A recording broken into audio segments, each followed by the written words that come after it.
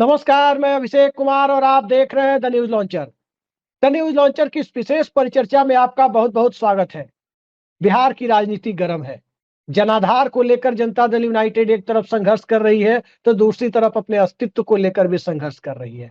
और जनता दल यूनाइटेड के vote bank के लिए, नीतीश कुमार की छवि के लिए, चाहे वो भाजपा के साथ हो या राजद के साथ हो, सेकुलर खेमे में हो या तथाकथित सांप्रदायिक खेमे के साथ हो, जिधर भी नीतीश कुमार की राजनीति रही है, उस राजनीति में कहा जाता है कि ट्रिपल सी से दूरी बनाकर रखते हैं, क्राइम, करप्शन और कम्युनलिज्म।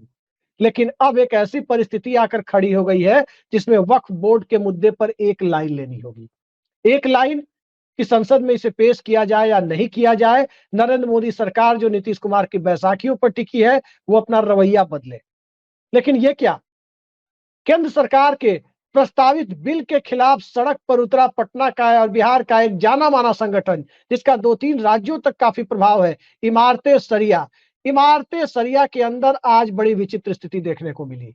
और जो विचित्र स्थिति देखने को मिली, उससे कहीं ना कहीं ये लगा कि अब नीतीश कुमार की राजनीतिक साख भी कसौटी पर खड़ी होती हुई दिखाई दे रही है। क्योंकि जो परिस्थितियां हैं, उन परिस्थितियों में बहुत सारी चीजें ऐसी है जिसमें बिहार की राजनीति में एक लाइन लेने पर नीतीश कुमार को विवश होना पड़ सकता है। लेकिन क्या लाइन वो लेंगे? कुछ और राजनीतिक बातें भी हैं जिन पर भी हम चर्चा करेंगे। लेकिन सबसे पहले अपने विशिष्ट पैनल से आपका परिचय कराते हैं। हमारे साथ आज इस मुद्दे पर चर्चा के लिए मौजूद हैं वरिष्ठ पत्रकार ऋषि मिश्रा जी, और साथ ही साथ आज इमारतें सरिया में जो विवाद की स्थिति बनी, ऐसा लगा कि कहीं मारपीट न हो जाए, उस घटना के चश्मदीद रहे शम्स तबरेज जी हमारे साथ मौजूद है। बहुत बहुत स्वागत है आप दोनों का।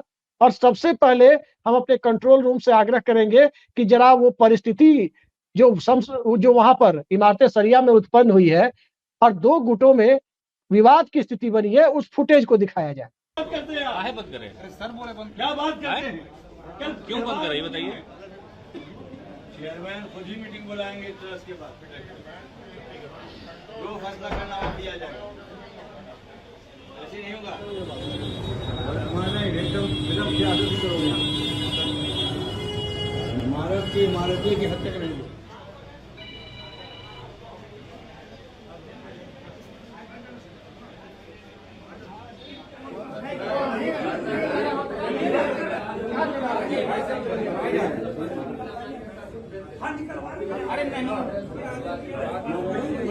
तो सबसे पहले हम चलते हैं इस तस्वीर के बाद, इस वीडियो के बाद शम्स तबरेज जी के पास।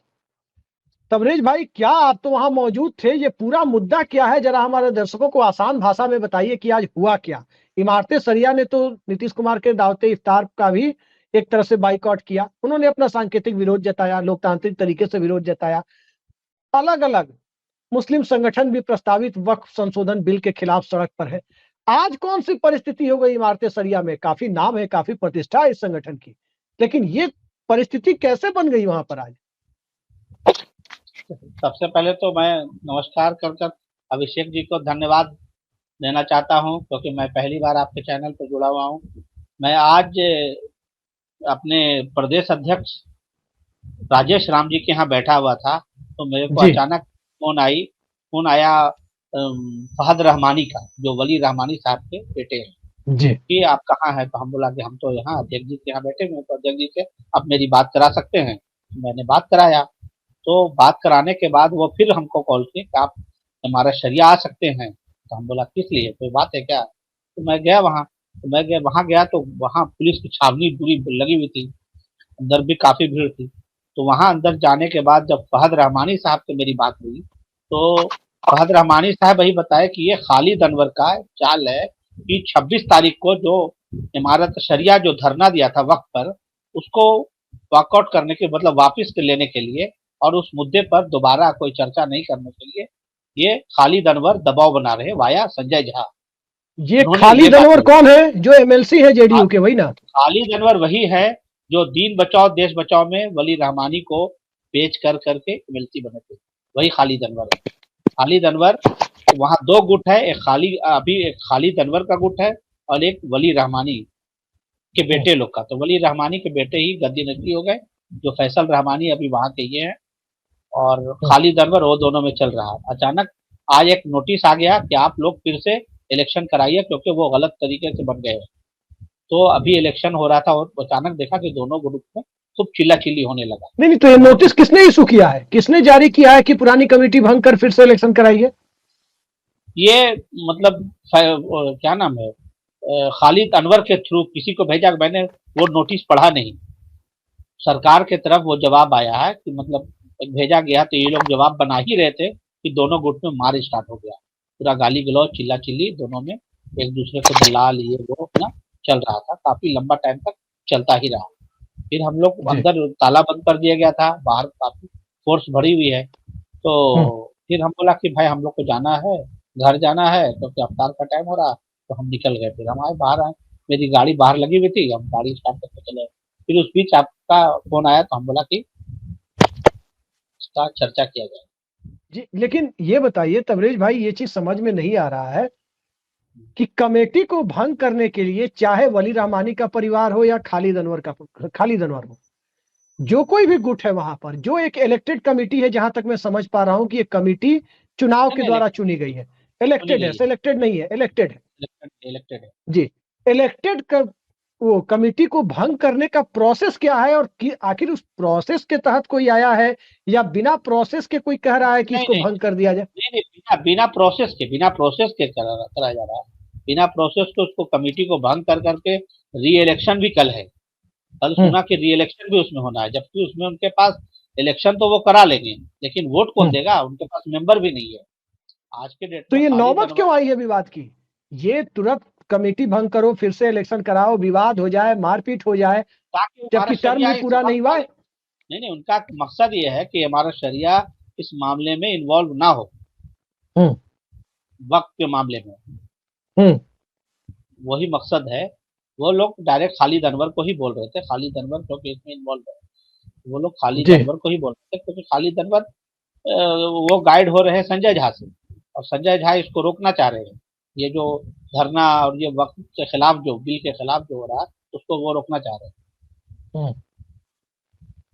ऋषि जी, ये पूरा घटनाक्रम आपने सुना, तबरेज जी को भी सुना, तबरेज जी वहां पर थे, वहां बंद हो गए थे इस विवाद में, फिर किसी तरह ये निकले हैं।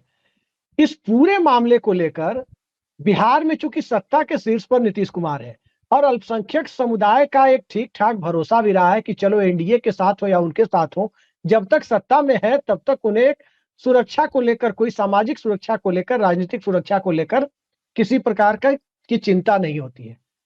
अब इस विवाद के बाद, और खास करके वक्फ संशोधन बिल को लेकर के जो जिस तरह से इमारतें सरिया ने अपनी लाइन ली है, उसके बाद आपको क्या लगता है नीतीश कुमार के सामने अब एक क्लियर लाइन लेने की नरेंद्र मोदी के साथ रहना है या नरेंद्र मोदी के साथ नहीं रहना है? क्या लगता है वो स्थितियां अब बहुत करीब आती जा रही है उनके लिए? देखिए, दो तीन जो डेवलपमेंट पूर्व में हुए हैं वो उस पर भी आपको ध्यान देना होगा, खासकर मुसलमानों को लेकर ललन सिंह का बयान, फिर उसके बाद संजय झा का बयान, या तमाम जेडीयू के उन नेताओं का बयान जिसमें ये कहा गया है कि नीतीश कुमार ने मुसलमानों के लिए बहुत कुछ किया, लेकिन मुसलमान जो हैं उस प्रकार से वोटिंग नहीं करते हैं जिस प्रकार से नीतीश कुमार ने उनके लिए काम किया। ये बात कहने अगर की तो भाजपा के साथ क्या चले जरूरत जाते थी? हैं तो कैसे उस प्रकार से करेंगे? ये बात कहने की क्या जरूरत थी? इससे आप नीतीश कुमार को एक तरह से नीतीश कुमार का नुकसान पहुंचा रहे हैं, जेडीयू का नुकसान पहुंचा रहे हैं। और आप ये जानते हैं कि मुसलमानों का एक तबका, जेडीयू बीजेपी के साथ रही है थी या रही है, उसके बावजूद भी मुसलमानों का एक तबका नीतीश कुमार को वोट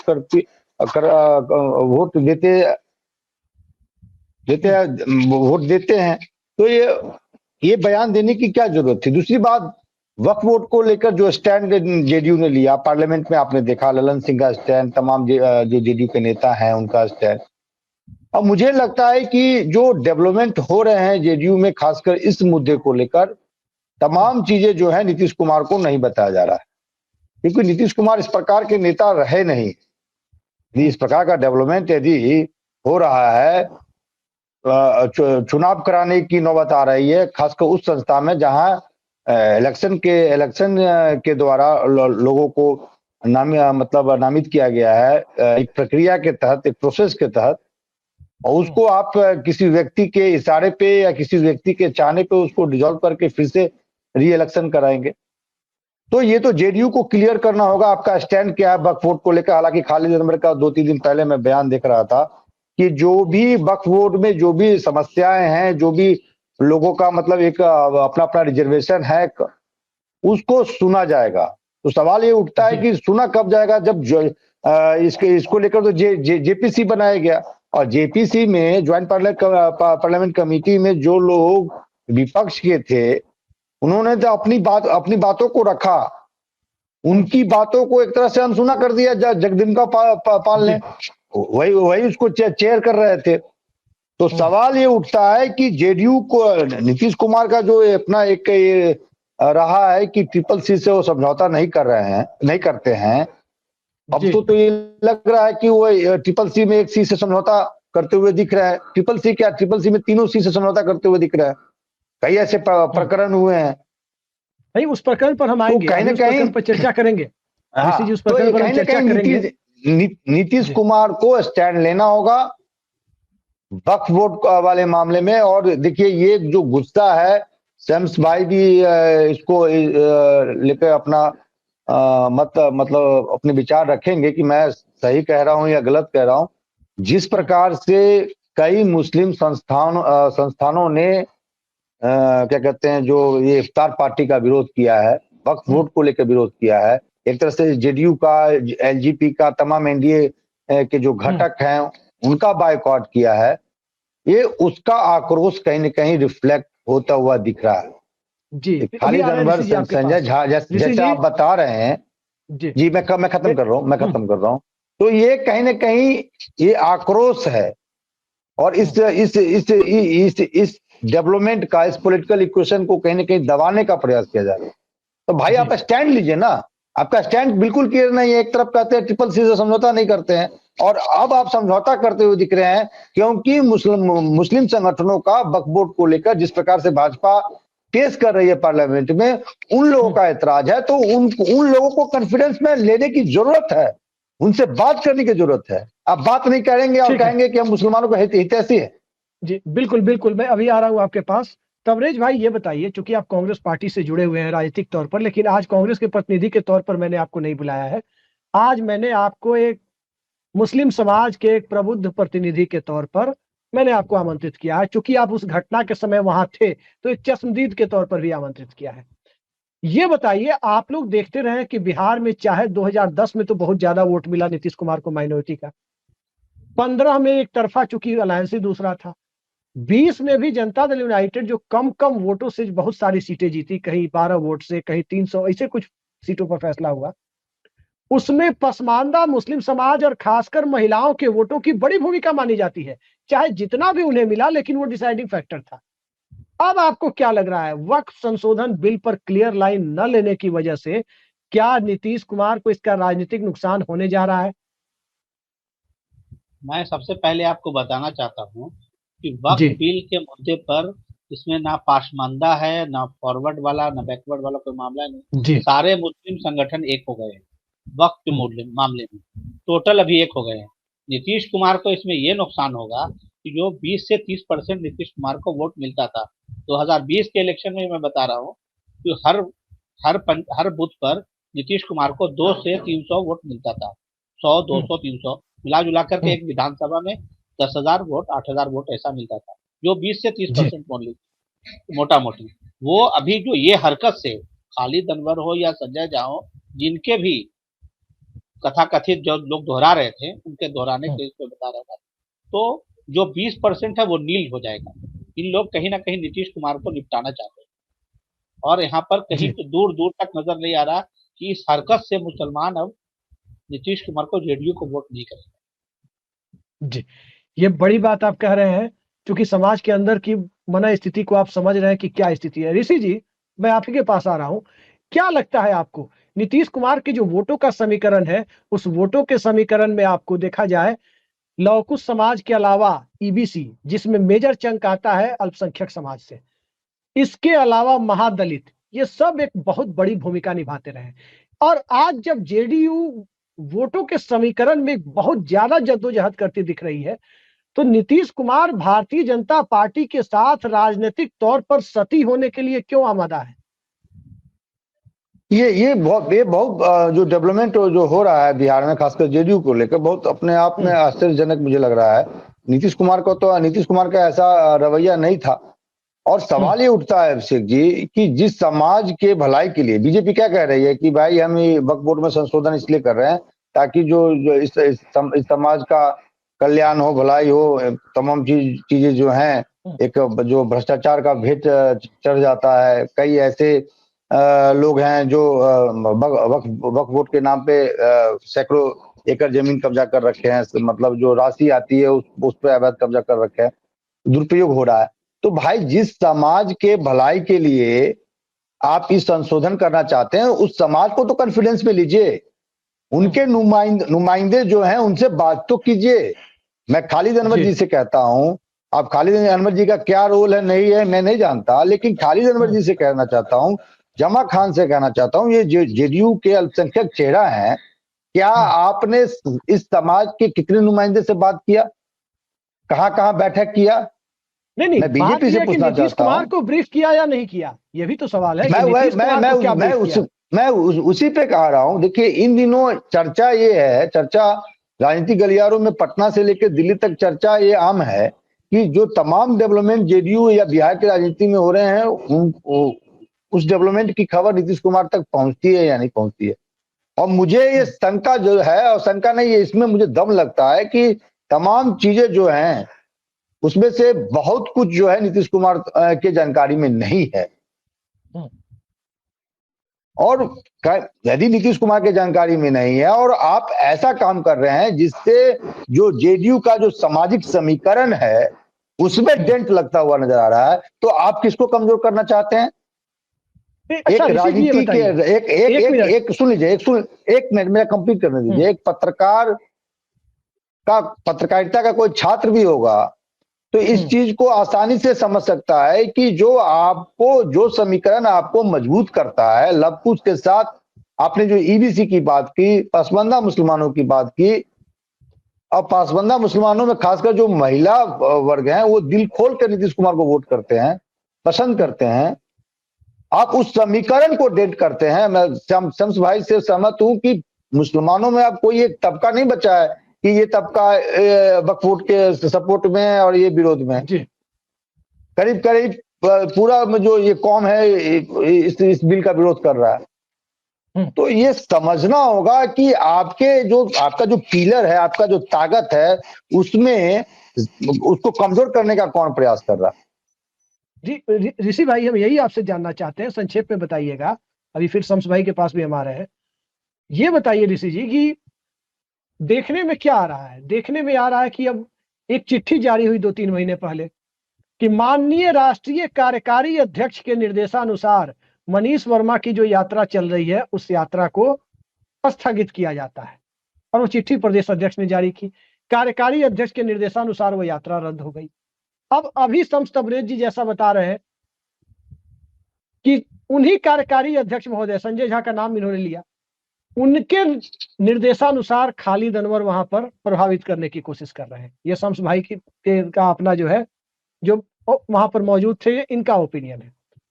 अब सवाल ये उठता है कि जनता दल यूनाइटेड के वोट को जोड़ने की बजाय और ज्यादा डेंट लगाने की प्रक्रिया नीतीश कुमार के आसपास के लोग ही क्यों कर रहे हैं? Khalid Anwar is very close to Nitish Kumar, Sanjay Jha is very close to Nitish Kumar, इसमें तो कोई दो राय नहीं है, तभी वो वर्किंग प्रेसिडेंट है। ये क्या हो रहा है दरअसल, ये बताइए। और वो भी तब जब अमित शाह आज पटना पहुंच रहे हैं, आज वो बिहार आ रहे हैं, कल तक वो बिहार में रहेंगे, और चर्चा है कि सोमवार को वक्फ वाला बिल संसद के टेबल पर रख दिया जाएगा, पटल पर रख दिया जाएगा। ये क्या हो रहा है सब? मनीष वर्मा वाले प्रकरण में तो आपको मालूम है कि नीतीश कुमार को एक तरह से समझा दिया गया कि आप यात्रा पे निकल रहे हैं तो ऐसे यात्राओं का मतलब क्या लेना देना। और दूसरी डेवलपमेंट इसके पीछे का ये था कि मनीष वर्मा दरभंगा मधुबनी में अधिक फोकस कर रहे थे और इससे संजय झा बेचैन थे। उनके जो वहां पे जो अस्तित्व है उस पर सवाल एक तरह से मतलब उठ रहा था। तो मनीष वर्मा को एक तरह से मुझे लगता है कि जो राजनीति के जो सहमात का जो खेल है उसमें उनको मतलब एक तरह से फंसाया गया।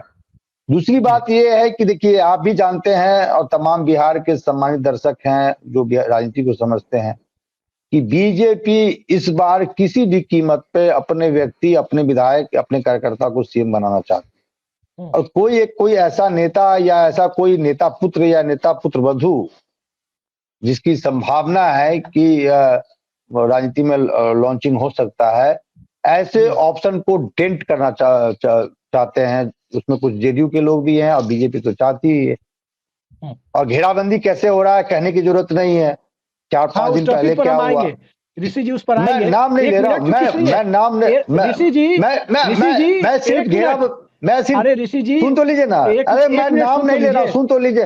अरे घेराबंदी कैसे की जा रही है, कह रहा हूँ ऋषि जी, मैं दूसरी बात कह रहा हूँ। शम्स भाई का दावते वो इफ्तार है और अभी उनको रोजा खोलने जाना है, तो इनको हम इजाजत देंगे जाने की। एक छोटा सा कमेंट इनको से लेके इनको हम इजाजत देंगे, क्योंकि उस समय छोटे सा कमेंट जी, इसी से मैं यही जानना चाह रहा हूँ तबरेज भाई कि क्या आपको लगता है कि इस पूरे मामले के बाद अब बिहार में जनता दल यूनाइटेड के विकल्प सीमित होते जा रहे हैं, या जनता दल यूनाइटेड अंततः आप लोगों के साथ आने के लिए मनस्थिति बनाने की तरफ बढ़ती हुई दिखाई दे रही है? मैं सबसे पहले ऋषि भाई के बात से सहमत हूँ। ऋषि भाई जो वो ये बात बोल रहे हैं कि बहुत सारी जानकारी नीतीश कुमार तक नहीं पहुंच पा रही है, वो एकदम सही बात बोल रहे हैं। क्योंकि वो उनके पीछे में उनको जानकारी के नहीं दे करके पीछे में ये सब खेल खेला जा रहा है। चाहे वो संजय झा जैसा वो वहां, मैं जब वहां गया तुम्हारे शरिया, तो उन लोग वली रहमानी साहब के बेटे वो फहद रहमानी दोहरा रहे थे, उन्होंने डायरेक्ट खालिद अनवर का नाम ले रहे थे और संजय झा का नाम ले रहे थे कि ये गेम खेला जा रहा है। ऋषि भाई ये सही बात बोल रहे हैं, बहुत सारी चीज नीतीश कुमार को नहीं मालूम है और नीतीश कुमार के पीछे में ये सब चीज हो रहा है। जैसे अभी कुछ दिन पहले दावत अफ्तार में ये बोले थे, सलीम परवेज बोले थे, बाद में सलीम परवेज उस बात से डिनाई किए घटना। उन्होंने पहले बोले कि हम पहले पार्टी है, पहले ये है, पहले वो है, लेकिन जब उनको एक दबाव आया, एक समाज का दबाव आया, तो वो अपनी इस बात को रियलाइज किए वो। लेकिन खालिद अनवर का क्या साइलेंट मोड में वो खेलते हैं, वो क्या दीन बचाओ देश बचाओ इतना बड़ा एक प्रोग्राम हुआ, उसमें मुसलमानों के क्या डिमांड रखा जाता, उससे पहले खालिद अनवर ने अपना डिमांड रख लिया और उसमें बजा लिया।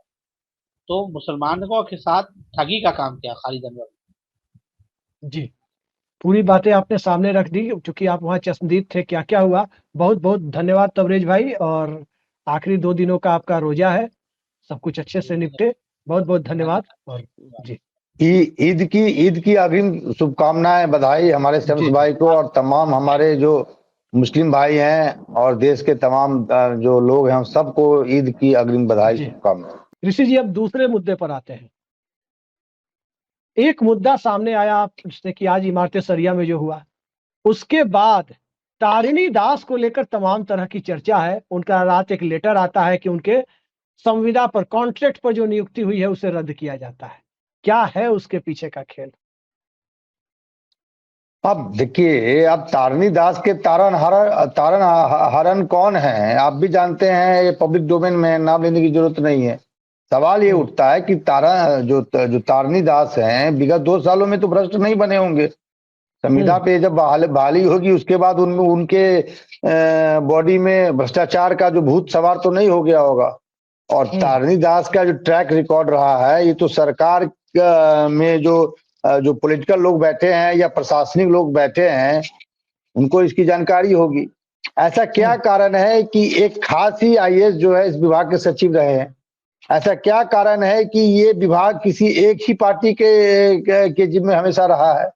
और ये तारिणी दास में ऐसा क्या गुण आ गया, रिटायरमेंट के बाद भी कैबिनेट से अप्रूवल लिया जाता है इनके रीअपॉइंटमेंट के लिए, संविदा पे रीअपॉइंटमेंट के लिए कैबिनेट से अप्रूवल लिया जाता है। इतने ये विद्वान, इतने ईमानदार, इतने कर्तव्यनिष्ठ, इतने मतलब काम के प्रति जुनूनी अधिकारी थे। और बिहार में तो भवन कितना बनाए, कितना सुंदर भवन बनाए, कितना नहीं बनाए नहीं कहेंगे, लेकिन इनके भवन पटना में जो इनका जो भवन है उससे तो पता चलता है कि तारिणी दास ने बिल्कुल एक अच्छे मुख्य अभियंता का उन्होंने खासकर अपने घर बनाने में उन्होंने भूमिका निभाई है। सबसे कटु सवाल जो है, सबसे यक्ष प्रश्न है सरकार से है कि कौन लोग इस तारिणी दास के तारणहार थे? कौन लोग इसको, इस ऐसे व्यक्ति को प्रश्रय दे रहे थे? कौन सरकार और प्रशासन में कौन वो व्यक्ति था जो इस व्यक्ति के रीअपॉइंटमेंट के लिए कैबिनेट से अप्रूवल लिया? किस आईएएस अधिकारी से इनके संबंध थे? किस मंत्री से संबंध थे? इस सब की जांच होनी चाहिए। सिर्फ तारणी दास को आप सस्पेंड और डिसमिस करने से काम नहीं चलेगा। उसके पीछे जो बड़े बड़े आका हैं, चाहे वो ब्यूरोक्रेट्स हो, चाहे वो पॉलिटिकल सिस्टम का हिस्सा हो, एक चर्चा अभी मैंने उन लोगों पे भी कार्रवाई होनी चाहिए। और नाम नहीं बताऊंगा, लेकिन हौसई माउंट से मैंने सुनी है आज सुबह एक चर्चा। चंद्रबाबू नायडू चाहते हैं कि वक्फ बोर्ड के बिल, वक्फ संशोधन बिल को ठंडे बस्ते में डाल दिया जाए। नीतीश कुमार की पार्टी दबाव दे रही है कि ठंडे बस्ते में डाला जाए ना डाला जाए, बिहार चुनाव तक के लिए तो जरूर ठंडे बस्ते में डाल दिया जाए। और अगला सेशन मानसून सेशन है, विधानसभा परिसर में फोटो सेशन हो गया, और यदि विधानसभा अगले 1-2 दिनों में भंग होती है तो अप्रैल मई में चुनाव होता है, तो मानसून सेशन जो होगा वो नई विधानसभा का होगा, मतलब तब तक चुनाव निकल जाएगा। क्या लगता है आपको? अमित शाह आ रहे हैं, अभी वो लगातार दोहराते भी रहे हैं कि नहीं, वक्फ संशोधन बिल तो हर हाल में आकर रहेगा, और जो चर्चा हमने सुनी है कि सोमवार के दिन ही संसद में पेश किया जा सकता है। क्या लगता है? सरकार एक तरफ एडमेंट है, सहयोगी दल एक तरफ अपने आप को बड़ी विचित्र परिस्थिति में पा रहे हैं कि वो सरकार का बचाव नहीं कर पा रहे हैं और मुसलमानों को भी जवाब नहीं दे पा रहे हैं। अभी आपको क्या लगता है सबसे बुरी स्थिति तो जयंत चौधरी की है, नीतीश कुमार की है, चंद्रबाबू नायडू की है। जयंत चौधरी के यहाँ 27 में चुनाव है, नीतीश कुमार की सबसे पहले अग्नि परीक्षा है। क्या लगता है आपको? आप देखिए, अभी जुम्मे के नमाज को लेकर जयंत चौधरी का बयान, सड़कों पे क्यों नहीं होगा।